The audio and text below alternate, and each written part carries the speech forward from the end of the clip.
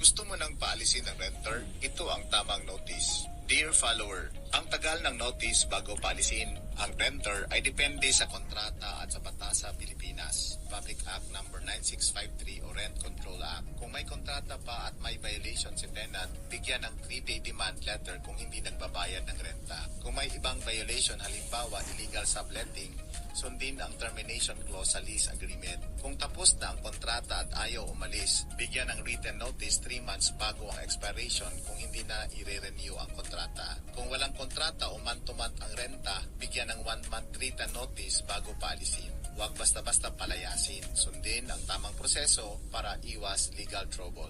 Share mo to para sa mga landlord at renters. Ako si Mr. Broker, maraming salamat.